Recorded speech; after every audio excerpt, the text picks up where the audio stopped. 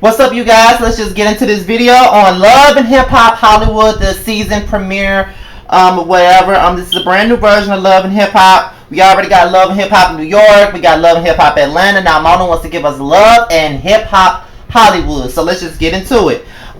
This episode focused on 4 storylines, and we didn't see all of the cast members on this first episode. So we're gonna start off with the storyline that I want to talk about first. Let's get into the first storyline with April and Omarion. For those of you who may not know who Omarion is, Omarion was a part of the boy band B2K. They came out when I was in the 7th grade, and they had this song called That was their first song. And then they came out with another huge hit called Bump Bump Bump. They had songs like Gots to Be, Girlfriend, Bada Boom, Why I Love You, and I think that's all of their songs. And then Omarion came out as a solo artist. He had Icebox, he had Touch, he had he had I'm Tryna, he had Speed, and he had a couple of hit songs. And he recently signed with Maybach Music. So we see him and his pregnant girlfriend. They go check up on the baby, and it's pretty clear that there's issues between Omarion's mother Leslie and his girlfriend April. So we get into the situation where April feels like Omarion's mother is not looking at the situation like it seems like when they were just boyfriend and girlfriend before she got pregnant and moved in together and everything like that, April and Leslie got along. But once Leslie saw April coming closer into the picture and getting all his time and living with him and getting pregnant with his child, I guess she felt like she was about to be replaced. And a lot of mothers sometimes feel like that. You know what I'm saying? Like, let's not forget about the Chrissy and Jim Jones and Mama Jones situation. You know what I'm saying? Or the Mama D's and the Scrappies and the Erica Dixon situation, or even the Diamond situation. You know what I'm saying? So that's what that situation was like. But Omarion is very neutral in the situation. He feels like his mother knows that he's not going anywhere and that he knows what April's place is in his heart. But April doesn't see it that way because she feels like Leslie thinks that she's Omarion's woman and she's not his woman. So we get into April and Leslie. April invites Leslie over to the house so they can have a conversation about their issues. And April feels like Omarion was influenced by April. That's what Leslie feels, because Leslie was doing hair for artists like Kirk Franklin and all this stuff, so she was already in the industry. So that might be one of the reasons why Omarion was in the industry as well, because Leslie was a hairstylist for the stars. And when she got sick, Omarion promised to help her out with all the medical bills and everything dealing with her health-related issues because he had the money to do so and she did not. However, when April came in the picture, she said the support started dwindling down, slowing down, to the point where she wasn't getting anything from Omarion. So then she felt like, okay, another bitch then came along, and now, you know what I'm saying, I'm not getting my fair share of the cut. So she felt like April was one of the influences behind that, but April also revealed that she even tried to help pay her medical bills. You know what I'm saying? So with that being said, there's a lot of internal issues with that situation right there. So let's get into Omarion talking to Lil Fizz. And they both are, I thought they didn't get along. According to some people that I know personally, they were saying that Lil Fizz and Omarion wouldn't get along. But in this very scene, they seem to be getting along quite well. So they was talking about how people always want to associate them with B2K and how they won't let them have their own identity. And I know how frustrating that could be, but everybody that was from a group or was in a certain situation always going to have a stigma to them. You know what I'm saying? Like, Kelly Rowland will always be known as the second lead vocalist of the group. You know what I'm saying? Like, if somebody went solo from 3LW like Tori Naughton, even though she's an actress now, she's on Broadway and she does TV shows and all of this shit now, she will always be the little black girl from 3LW that got hit in the head with the chicken at KFC. That's what, I mean, everybody is going to always associate them with that. So with y'all coming from a big boy band like B2K, and then with all the drama surrounding the Raspy situation and the rape allegations and all of that shit, they don't want to be associated with their brand anymore because they're now older and they have kids and now they want to do their own thing now, and they're trying to revive their careers. Even though Omarion has had a slightly decent solo career since B2K. Lil Fizz, on the other hand, he said he dropped the album back in 2006. I never heard a damn song off the CD, but you know, that's neither here nor there. So then Lil Fizz gets to talking to Omarion about his situation with his baby mama Moniece. And you know, Omarion says that when he sees Moniece out in public, she's really, really cool. Like he doesn't see that person that Lil Fizz talks about, but Lil Fizz says that's the person that she brings off at the beginning. Like, she'll let you think that she a cool ass bitch, but in all reality, she a crazy ass bitch, to the point where he had to get a restraining order against her ass.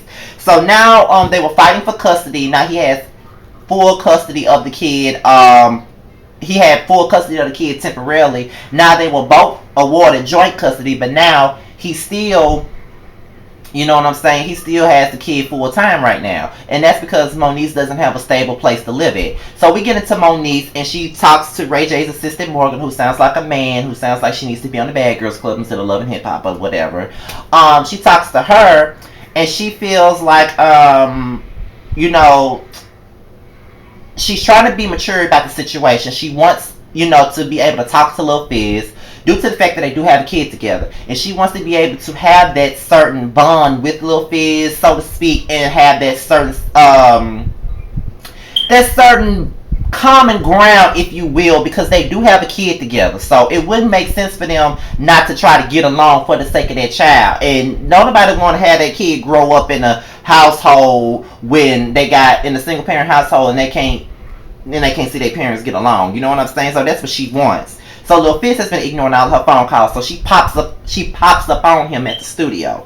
And Lil Fizz automatically gives her attitude. And I will say that I really do like Moniece. You know what I'm saying? Like, I don't have a problem with Moniece right now. I do think that she look like she's a nice girl that will pop off when you need her to pop off. So you know what I'm saying? It is what it is. But she tried to talk to Lil Fizz, you know what I'm saying, respectfully, and he was being hostile with her from the very beginning, and she was trying to be mature about the situation. So I was here for Moniece on there. I really didn't like Lil Fizz's attitude towards her, to be quite honest, because he didn't have no right to give her no motherfucking attitude. She was coming there to talk to him about the situation with him and the kid, and then, you know, you already have been ignoring her when all she been trying to do is call you to see about y'all's son. So why the fuck won't you grant her that wish? You know what I'm saying? Like, she's trying to see about her kid, and you won't allow her to do that because you mad. Because you still mad about what the fuck happened in the past. She says, she made a good point to say, whether we're together or not, and no matter how you feel about me, we still have a kid, and we're gonna be banded together till we both fall 6 feet under. And until that point, we need to learn how to get along as parents and be there for our son. That's pretty much what she said, and that's the God to honest truth. And she walked out of that studio, and she said that Lil Fizz was being very disrespectful, and they both know how it goes when she's being disrespected, hands are being thrown, and she walked the fuck out, and Lil Fizz was still being a little bitch about it. So now, Lil Fizz, I wasn't feeling you on that one right there. So we get into Soulja Boy Tell 'Em. We get into Soulja Boy and his new girlfriend, Nia Riley, who is, everybody knows who Soulja Boy is. You know, we all know him for that whack ass Crank That Soulja Boy and Pretty Boy swag and all of that, and her booty got swag and all that shit that he does. Nia Riley is the daughter of super producer Teddy Riley, who made hit records for where he was a part of Blackstreet. He was a part of you know, the supergroup Guy. You know, Teddy Riley is pretty much the founder of the New Jack Swing. So she is the daughter of somebody that's considered a legend in the urban music world, if you ask me. So they go to this little party, and you know, Soulja Boy introduces Nia to the crowd. Right. So anyway, getting off that, we find out that Nia and Soulja Boy are moving in together when Nia's moving into Soulja Boy's house. And Nia makes the statement to say that she's known Soulja Boy for 9 years. I don't see how you've known him for 9 years when he was with Diamond for a couple of years, and then, you know, we didn't know anything. But she said nobody knows about their relationship. But I don't know if y'all just put together for the show or what, because Soulja Boy was just on Sisterhood of Hip Hop all over Diamond talking about how fine and sexy she is. So I don't know what the fuck y'all got going on, but whatever. And she wants Soulja Boy to stop living that life, and it's revealed that Nia has a child from a previous relationship, and she just wants Soulja Boy to stop living that life for the sake of her and her child. If she wants her and her child, if he wants her to be in his life, he has to accept the fact that she's a package deal and she got a child right along in the situation. So I applaud her for that. Like, if you want to be with me, you got to take me and my child. So into the situation, you got to learn how to stop living that life with these hoes and shit.